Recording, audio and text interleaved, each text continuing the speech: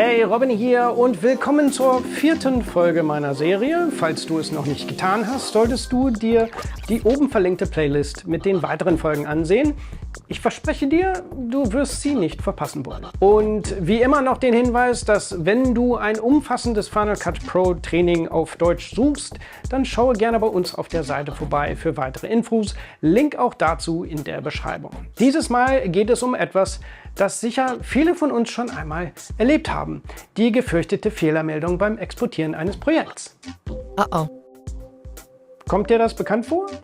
Vielleicht hast du dich auch schon gefragt, ob und wo du zusammengesetzte Clips hast oder welche Retiming haben oder welche Clips eine bestimmte Rolle in der Timeline deines Projekts haben.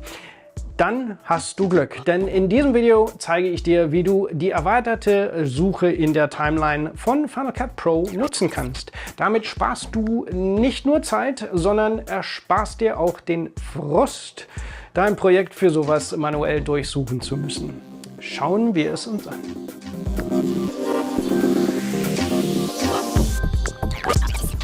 Ich weiß nicht, wie viele von euch das schon wussten, aber solange ich mich erinnern kann, konnte man einfach den Suchbegriff fehlt in das Ereignissuchfeld eingeben und alle fehlenden Medien wurden gefiltert und aufgelistet. Danach konntest du die Medien bei Bedarf einfach erneut verknüpfen. Du konntest und kannst sogar noch ein paar andere Medienarten eingeben, zum Beispiel Alternative, zusammengesetzter Clip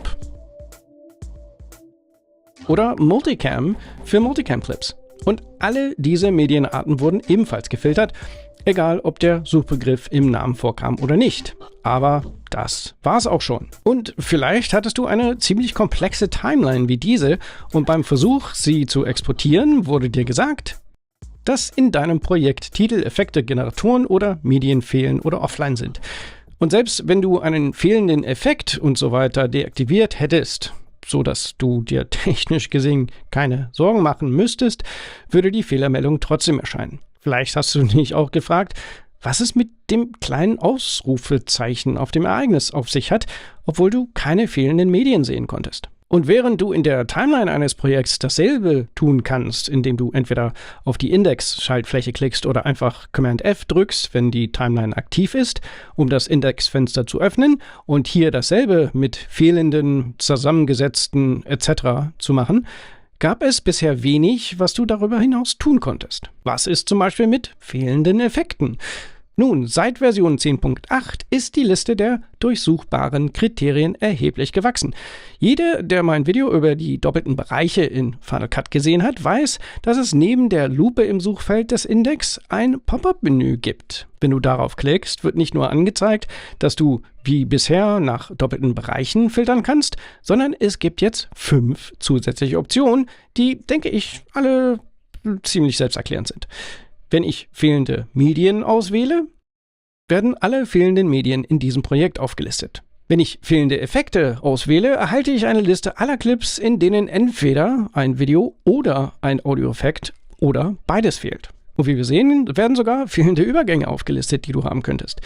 Das war bisher noch schwieriger herauszufinden als allgemeine Effekte in komplexen Timelines wie dieser, da diese nicht in der Timeline als fehlend zu erkennen sind. Wenn du Videoeffekte oder Audioeffekte auswählst, wird eine chronologische Liste der Clips eingeblendet, die diesen Merkmalen entsprechen. Zu guter Letzt noch mein persönlicher Favorit, Retiming. Ich habe mich schon immer darüber geärgert, dass es nie eine einfache Möglichkeit gab, herauszufinden, ob und auf welchen Clips in einem Projekt ich ein Retiming durchgeführt habe.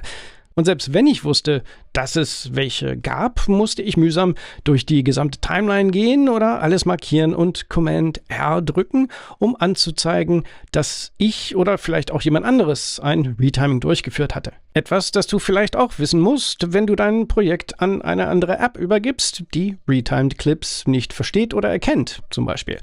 Dieses vollständige Anzeigen ist natürlich etwas chaotisch und ineffizient, denn selbst auf diese Weise kann ich nicht sicher sein, dass ich nicht vielleicht nur einen kleinen, neu getimten Abschnitt eines Clips übersehe. Aber jetzt wähle ich einfach Retiming aus der Liste aus und alle neu getimten Clips werden aufgelistet. Jetzt kann ich sie entweder einzeln aus der Liste auswählen oder ich drücke Command A, um sie alle auszuwählen und drücke Command R, um den Retime-Editor nur für die Clips anzuzeigen, die tatsächlich neu getimed wurden. Super hilfreich.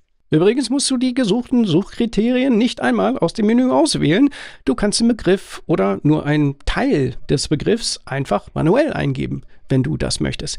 Gib zum Beispiel Retim für Clips mit Retiming ein oder vielleicht Video E für alle Clips mit Videoeffekten.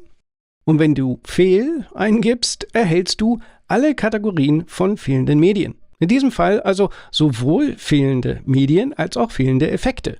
Das setzt natürlich voraus, dass keine der Mediennamen einen der Suchbegriffe enthält. Oh, und nicht zu vergessen, wenn du Metadaten wie Rolle, Szene, Kamerawinkel oder andere Informationen zu den Medien in deiner Timeline suchst, können auch diese gefiltert werden. Ziemlich cool und super nützlich, wenn du mich fragst.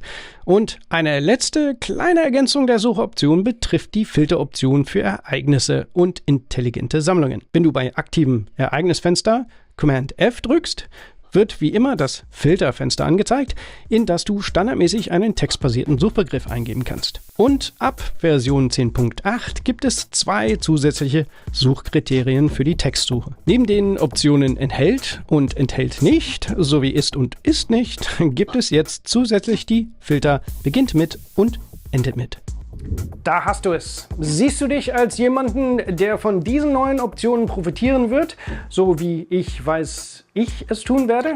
Lass es uns in den Kommentaren unten wissen. Ich hoffe, das Video hat dir gefallen und du hast etwas Neues gelernt.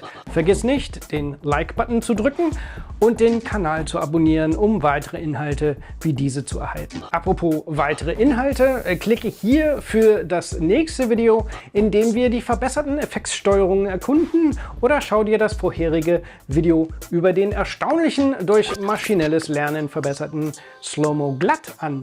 Danke fürs Zuschauen, danke für deine Unterstützung und bis zum nächsten Mal. Mach's gut.